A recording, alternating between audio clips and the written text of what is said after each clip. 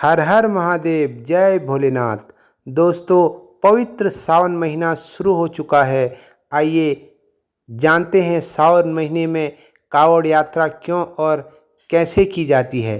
पुराणों में बताया गया है कि कांवड़ यात्रा देवों के देव महादेव को प्रसन्न करने का सबसे सरल और सहज तरीका है।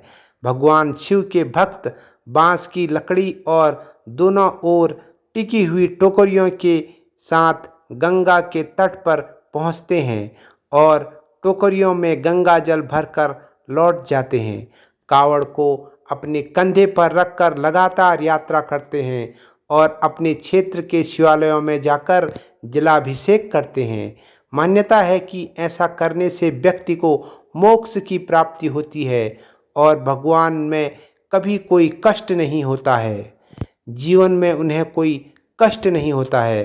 साथ ही घर, धन, धान्य की कोई कमी नहीं होती है और अश्वमेध यज्ञ के समान उनको फल मिलता है। धार्मिक मान्यताओं के अनुसार कांवड़ यात्रा करने से भगवान शिव सभी भक्तों की मनोकामना पूरी करते हैं और जीवन के सभी संकटों को दूर करते हैं। पुराणों में बताया गया है कि कांवड़ यात्रा भगवान शिव को प्रसन्न करने का सबसे सहज रास्ता है। आइए जानते हैं कैसे शुरू हुई कांवड़ यात्रा की यह परंपरा और कांवड़ ले जाने के नियम क्या हैं। कांवड़ यात्रा के दौरान किसी भी तरह का नशा, मांस, मदिरा या तामसिक भोजन नहीं करना चाहिए। कांवड़ यात्रा पूरी तरह पैदल की जाती है। यात्रा प्रारंभ होने से लेकर पूर्ण होने तक सफ़र पैदल ही किया जाता है। यात्रा में वाहन का प्रयोग किया जाता है, कभी कभी किया जाता है, कहीं पे नहीं किया जाता है। कांवड़ में गंगा या किसी पवित्र नदी का भी जल रखा जाता है, किसी कुएं या तालाब का नहीं। कांवड़ को हमेशा स्नान करने के बाद ही स्पर्श करना चाहिए और ध्यान रखना चाहिए कि यात्रा के समय कांवड़ या आपसे चमड़ा स्पर्श न हो। कांवड़ियों को हमेशा जत्थे के साथ ही रहना चाहिए। कांवड़ यात्रा के दौरान ध्यान रखना चाहिए कि अगर आप कहीं रुक रहे हैं तो कांवड़ को भूमि या किसी चबूतरे पर ना रखें। कांवड़ को हमेशा स्टैंड पर, डाली पर ही लटका कर रखें। अगर गलती से ज़मीन पर कांवड़ को रख दिया है तो फिर से कांवड़ में पवित्र जल भरना होता है। दोस्तों, ये कुछ नियम है कांवड़ यात्रा के। कांवड़ यात्रा करते समय पूरे रास्ते बम बम भोले या जय जय शिव शंकर का उच्चारण करते रहना चाहिए। साथ ही यह भी ध्यान रखना चाहिए कि कांवड़ को किसी के ऊपर से लेकर ना जाएं। कांवड़ मुख्यतः 4 प्रकार की होती हैं और हर कांवड़ के अपने नियम और महत्व होते हैं।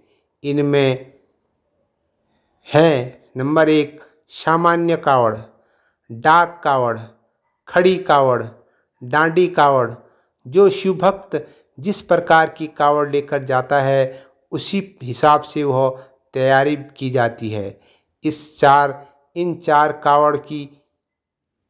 कांवड़ के लिए शिव मंदिरों में उसी हिसाब से तैयारियां भी की जाती है। आइए जानते हैं इन कांवड़ के बारे में। सामान्य कांवड़ में शिव भक्त आराम कर सकते हैं।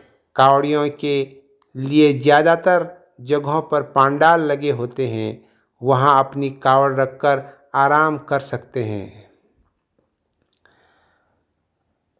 नंबर 2 डाक कांवड़। दोस्तों, डाक कांवड़ बहुत ही विशेष और विचित्र होती है। डाक कांवड़ यात्रा के दौरान डाक कांवड़िए बिना रुके लगातार चलते रहते हैं। जहाँ से गंगा जल भरा हो और जहाँ जलाभिषेक करना हो वहाँ तक उनको लगातार चलते रहना होता है। मंदिरों में डाक कांवड़ियों को लेकर अलग से इंतजाम भी किए जाते हैं ताकि जब कोई डाक कांवड़िया आए तब वह बिना रुके शिवलिंग तक पहुंच सके। दोस्तों नंबर 3, खड़ी कावड़। दोस्तों नंबर 3 में खड़ी कावड़ है। ये भी एक विशेष महत्व रखती है। खड़ी कावड़ के दौरान कावड़ियों की मदद के लिए कोई न कोई होता है।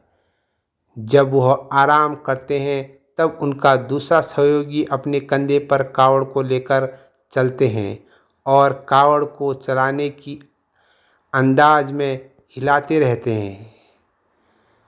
यानी उसमें आपके साथ एक और होता है कि कभी वो कावड़ को उठाता है, कभी दूसरा साथी कावड़ को उठाता है, उसको खड़ी कावड़ कहा जाता है।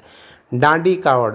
डांडी कावड़ सबसे मुश्किल कावड़ होती है और इस यात्रा को करने में कम से कम 1 महीना का समय लगता है। डांडी कावड़ के कावड़िया गंगा तट से लेकर शिवधाम तक दंडौती देते हुए परिक्रमा करते हैं। यह लेट लेट कर यात्रा को पूरा करते हैं। दोस्तों यह जानकारी आपको कैसी लगी? अगर आपको जानकारी अच्छी लगी हो तो वीडियो को लाइक करें और चैनल को सब्सक्राइब करें। ऐसे ही शानदार वीडियो के लिए